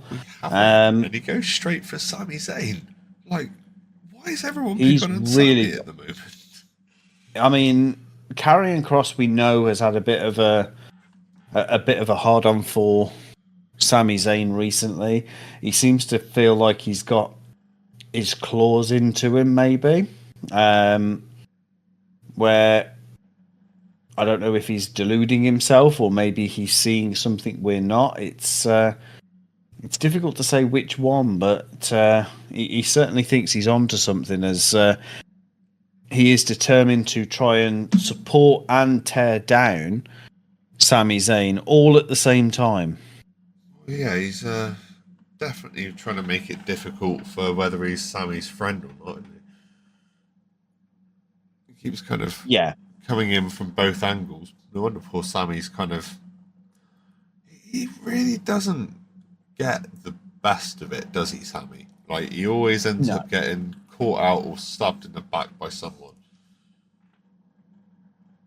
no, he doesn't get the best of runs with it. It doesn't matter what's going on. He does always seem to catch the raw end of it, which again is not a pun. I was going to say, was that pun intended? That was a good one if it was. No, it really wasn't. But yeah, I mean, it's a case that there's. I think Karrion Kross is going to start playing a more active role in Sami Zayn's storylines in the run up to WrestleMania, and I think he's going to play a part in this. He's possibly. I've got a feeling he's going to end up being involved in some way in this unsanctioned match between him and Kevin Owens at Elimination Chamber. It's not completely outside the realms of possibility. Well, it is one of 4 confirmed matches for Elimination Chamber, so it's a possibility that we could see him. That must say it's an unsanctioned match. Anything is possible. Yeah, this is it. So I think we've got to keep our eyes peeled for that one and see how that one develops. But before we make our way to the main event of the evening, we go to a VT promo, which basically Io Sky plugging her match with Rhea Ripley in 2 weeks' time for the Monday Night WWE. Raw after Elimination Chamber, isn't it? Yeah, definitely. I mean, I think that'll be a half decent match. I don't think Io is going to walk away with the title, but I think it's going to be a very, very good match. Yeah, and do you know what? Actually, I think I've vastly underestimated how much more of Raw we've got to go here, because as well as that VT promo, we have an in-ring promo with the New Day. Yep, we do. And it was basically just, there was a little recap of them giving a beat down to Rey Mysterio last week, where Dragon Lee came in and to help Rey and open up a can of whoop ass on the New Day. Yeah, and again, the New Day are they're not really, they haven't got their eyes open to what it is that they are, to the image that they're portraying, it would seem, because they don't really understand why everybody goes in after them because of how they treated Big E. Even during this promo, they end up calling Big E lazy, when we obviously know that he's out on a permanent injury. Yeah, his neck. He's not returning. Locked. Yeah, if he returns, it'll be for a retirement, like I'm retiring in the middle of the ring, with everyone's doing the thank you Big E, and that'll be sort of like it. He'll go back to being. I think he's working as a writer at the moment. I think he's actually working as backstage, as on-screen backstage. It's a case that we've seen him do some kickoff show bits and pieces and things like that. So I think they found a place for Big E. I think they found a way to keep him around, which is nice to see, because they could have just easily said, you know what, off you go, mate. Big E, you're not of any use to us anymore. So we're not going to keep paying you a wage just because we feel sorry for you. And guess what? It's time for you to start a new day. Yeah, pretty much. But yeah, and I mean they've done quite a lot of running down of Rey Mysterio over the last few months. Generally, they seem to have really taken an exception to good old Rey. And I actually went into a bit of detail with this one and tried to fact check a few of their points. I'm not sure I did it in the best way, if I'm honest, but so Woods runs down Mysterio as somebody who sucks the lives of every fresh-faced luchador I made that that graces note as well. WWE. I thought that was quite a good little remark for a member of the New Day. Yeah, Yeah, I thought it was quite impressive. but Kofi, Kofi's the one that came out with the more hard-hitting lines here, where he sort of points out that he's been in the WWE longer than Rey Mysterio. Yeah. And has had more titles than him as well. Now, Glad I didn't go into. I fact checked this as well. Well, I didn't. I knew you were going to. Fair enough. So, Rey Mysterio has had 16 titles and he's been a Royal Rumble winner. Yes. Whereas Kofi Kingston has had 23 titles in WWE and is currently a 15-time tag team champion, having had different partners throughout. But he himself has held 15 tag team championships. That is impressive, like very impressive, considering Ray's only had 16 titles in total, and Kofi's done 15 tag team championships. Ooh. I mean, it's important to realise that both Ray and Kofi have each held a heavyweight championship as well. Yes. Ray for longer than Kofi, I believe. I think I could have possibly held a a heavyweight championship. Lesnar, didn't he? He did, and I still am really upset with that. I think that it just felt like a massive kick to the nuts for Kofi Kingston at the time. And yeah, just don't think it was handled in the way that it was supposed to have been. But you mentioned Dragon Lee coming out to help Rey Mysterio. Well, this time the LWO came out to have a little mouth off at the New Day. They're building something into this, I think. It's not entirely sure where I think it's going yet, but it is definitely going to involve some interesting tag matches between the New Day and the LWO. Oh, 100%. They are 100% working up to something. It's just not entirely clear as to what they're working up to just yet. But it's going somewhere. But LWO come down and basically New Day run off like a couple of scalded cats. They do not stick around very much, and that sort of brings that promo to an end. Now, we've got one more promo to go before the main event. This was a backstage promo where, yet again, Kathy Kelly really earning her money this week. Oh, definitely.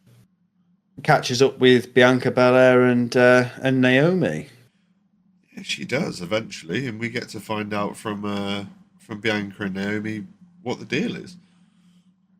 Yeah, so the tag champs sort of feel that they've been vindicated because I think they suspected that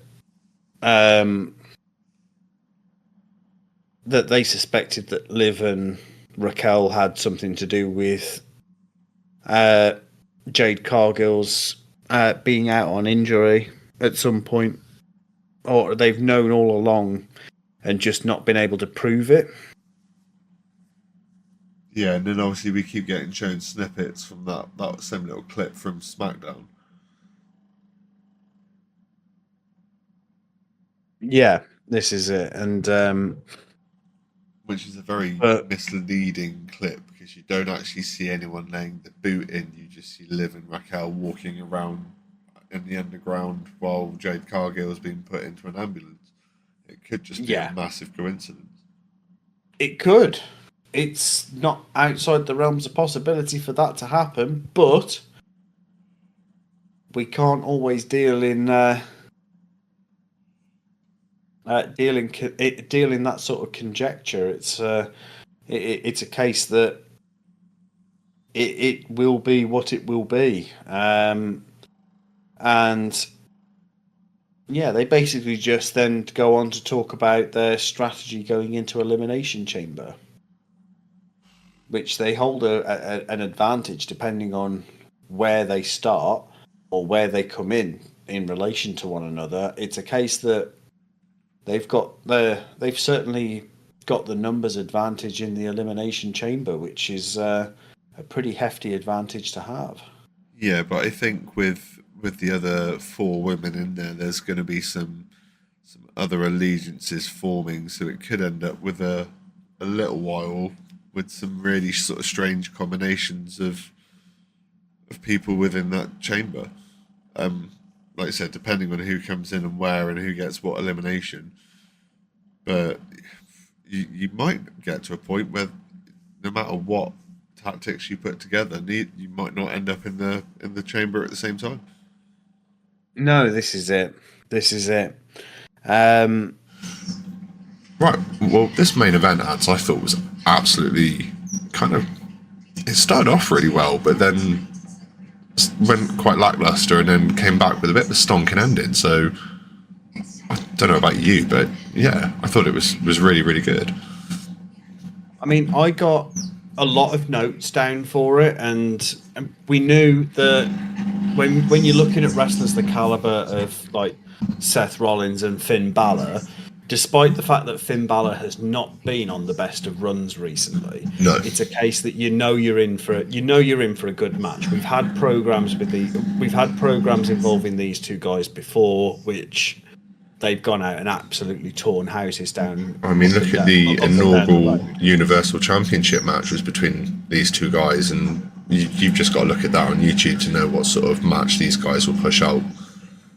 Yeah, I mean, we're staring down the barrel in this main event of the 11th time that these two have faced off against one another, one-on-one. So Jesus, these guys know each that many. other. These guys know each other really well.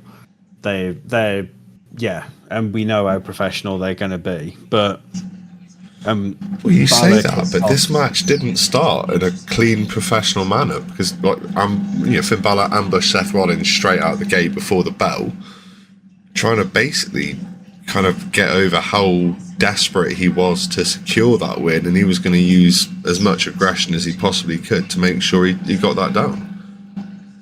Well, we've been talking obviously about the cracks that have started to appear in Judgment Day and things like that, where there seems to be a bit of a power struggle, and I've got a feeling that part of Finn Balor's desperation to get this win in the bag was sort of in his own mind to try and secure a more stable leadership position in what is the New Day at the moment, because he's already feeling threatened by Dom Mysterio, Which is strange. to have inadvertently taken over. Yeah, he's been. Everyone's kind of clung to him, especially sort of Liv Morgan and Raquel Rodriguez. They've looking more at Dom as the leader of New Day, not New Day, Judgment Day, sorry. And it's very much Finn feels threatened by this, but I think this is also part of the reason why we find over the course of the last few weeks where Dom's been trying to get an extra member in, that Finn's really against it, because that puts him at a weaker position, especially if it's someone that gets on well with Dom, Liv, and Raquel. He's going to get pushed out one way there, isn't he? Yeah, this is it, and I mean, Finn could look at that really as being an opportunity to like the word. To try and bring somebody in to support his position a little bit more. If he could get a strong individual to come in and support his position unequivocally, then it'd be set, because there'd be less of a power struggle if he's got a big freaking bruiser behind him. Well, In yeah. the same way that Liv Morgan walks around with Raquel Rodriguez. Yeah, Liv but trying to Morgan is find pretty the set. right person for Finn Balor is going to be a difficult task in that approach, I think. Yeah, because the only person that really seems to fit that bill, unfortunately, left Judgment Day and moved to SmackDown. So Damian Priest. and I doubt. I was going to say Damian Priest fits that really well. And I'm not sure who on the Raw roster would fit that description, if I'm honest. I can't think of anyone off the top of my head. So No, but Finn, there were a good. carry on. I was going to say there were a good few spots in this match. In fairness, again, with the fact that these guys have faced off so many times, we know they work well together. And yeah, they were setting each other up really well. It very much gelled in the ring for both of these gents. So. I will say I very much enjoyed watching Finn Balor hit Seth with his own pedigree. I mean, he pulled it off for a 2 count, so he pulled it off reasonably well. But yeah, it's not very often you see Seth eating a pedigree. I think Hunter was the last one who made him eat a decent pedigree. So yeah, probably. I mean, lots like these guys pulling off moves that we don't see them do very often. I mean, I can't remember the last time I saw Seth Rollins cinching a sharpshooter. no, He did it in this match to Balor. Yeah. I mean, considering this was Finn Balor's first match since is it his first match since his street fight with Damian Priest? It's certainly his first one-on-one singles match. Yeah, he still looked like he was not 100% fluid from what we know you can get from Finn Balor, but whether that was just because he's hurting still from that beatdown he took from Damian Priest, or if it's like more of an emotional wearing down and he's just not fully there. Like I said, he's having some issues with the Judgment Day. He's having some issues in this match as well, where he's been on the wrong end of a few moves that I wouldn't want to be on the right side of. There's a springboard flying knee at one point that Finn Balor eats, and I'm not going to lie to you, it looked like it hurt. Yeah, it's like the one thing I noticed during several points in this match as well is there were lots of people in the crowd that were using the flashlight on their smartphones. I can very tell you much in the why. same way. I can tell you why if you don't know. Yeah, please. So that recording of Raw was the anniversary of the last time Bray Wyatt stood in a WWE ring. I think it was the 3rd year anniversary or 2nd year. But yeah, it's the anniversary of the last time that Bray Wyatt stood in a WWE ring, so they had all the fireflies out for that.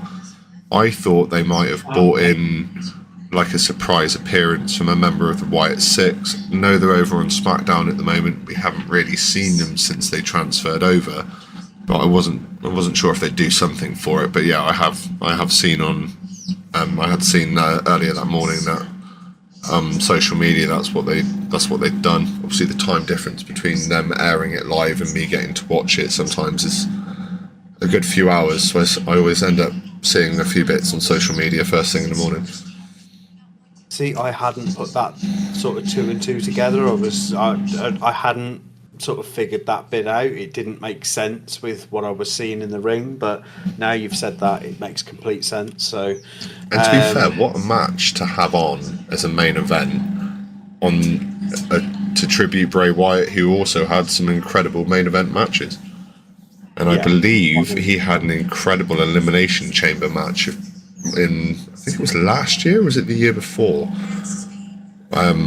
Well, it's been over a year since we've lost him, so it wouldn't have been last year. No, I'm just trying to work out when it was, to be fair, but I remember seeing some clips on social media of him in the Elimination Chamber, and it was absolutely phenomenal. Can't remember which year it was off the top of my head, though. Yeah, Wyndham Rotunda was lost way too soon. Way too soon. Definitely. but we'll digress from there. I am actually going to bring back to a certain point that you mentioned earlier on, because it ended up being quite a pivotal point in the match. Is that you mentioned about Rollins hitting Balor with a pedigree? Yes. This was a controversial pin attempt that came up against it, because it literally, I put it down that he achieved like a 2.9 out of 3 count, to the point that Seth Rollins thought he'd won it. And the ref actually gets a hell of a lot of stick for this match call in the end of it, not just from Rollins himself, who ends up in a very DX sort of way telling him to suck it. Yeah. Even the crowd starts sort of chanting, "Ref, you suck," which is always nice to get one over on the refs. It's nice to see them get grilled such as much as some of the wrestlers do.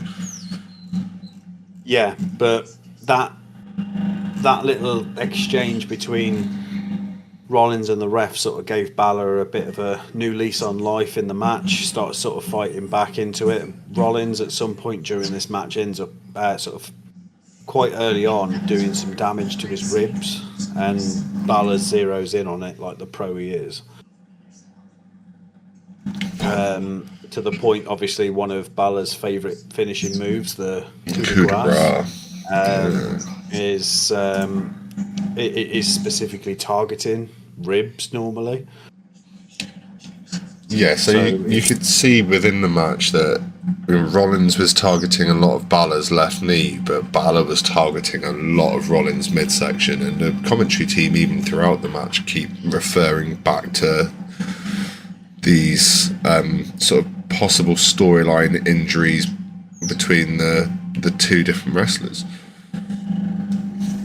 Yeah, and it just speaks to the history between the two superstars in the ring, that they know to go for these specific areas. I mean, I think Rollins himself had injured it during this match, so that was quite fresh. But for Rollins to know to target Balor's knee, you're not going to get that from somebody who's never wrestled him before.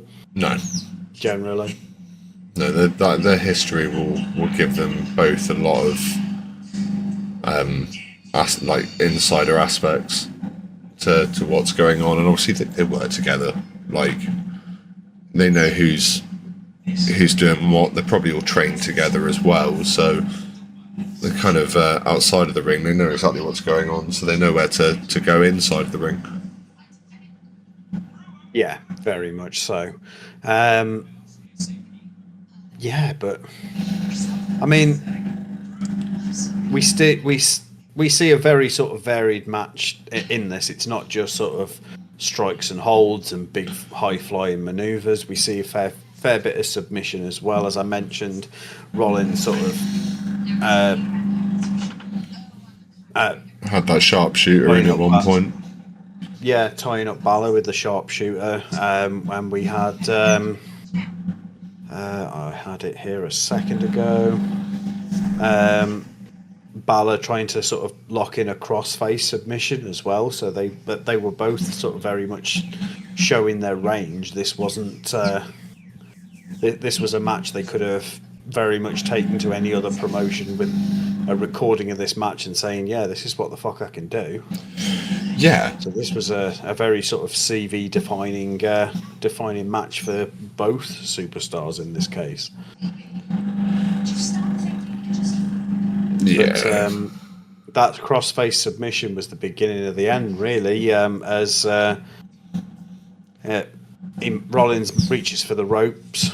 Balor tries to sort of roll back to maintain the hold, ends up losing the hold, but ends up being set up for a curb stomp, which ends up securing Seth Rollins' spot, the last spot in the Elimination Chamber.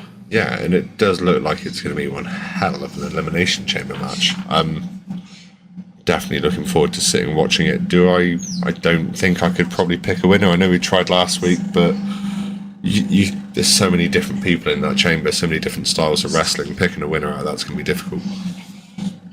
Yeah, and I mean, there's a hell of a lot of. I mean, we've said it before. Commentary have said it before. It's a case that these all of the superstars involved are massive. Like there's massive championship pedigree in this match. Oh yeah. You've got a 16-time, champion in the ring for Elimination Chamber. I think if you were to add all the titles up for the people in that chamber, you're probably looking at a good sort of like 30. I actually did the math on that Oh, one. I knew you would, you nerd.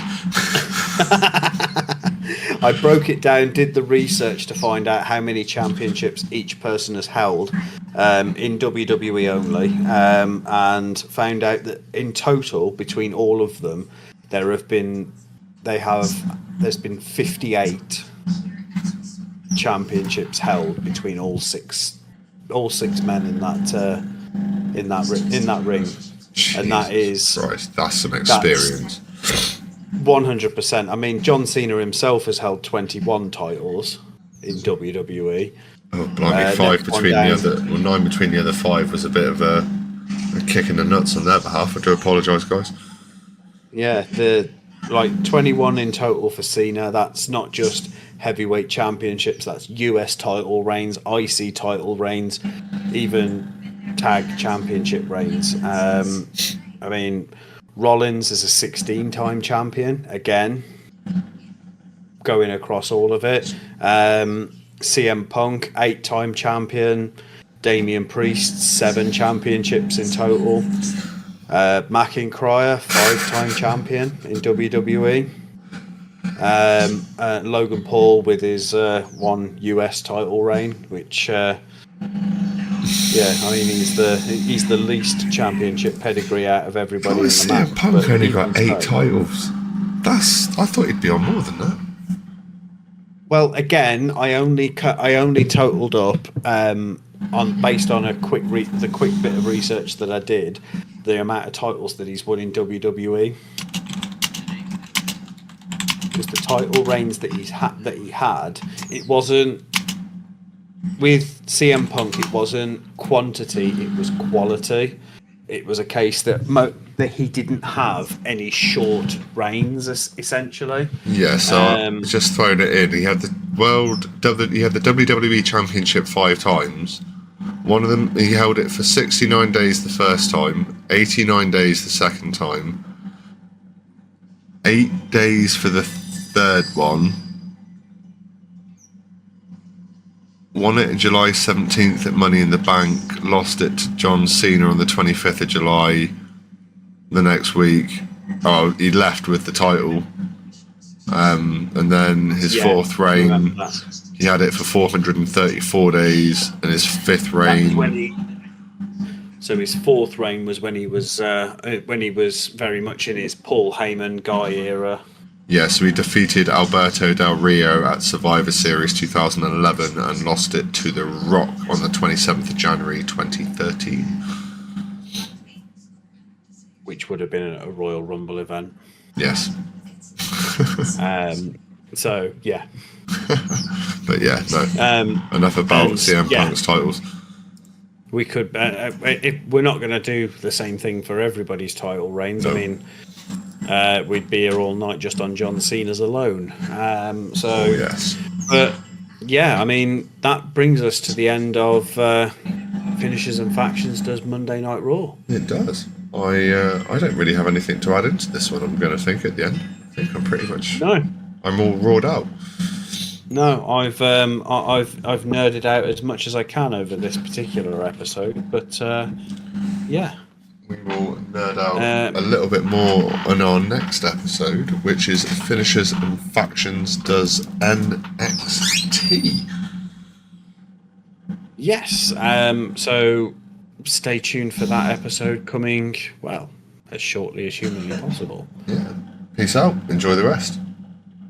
Thank you.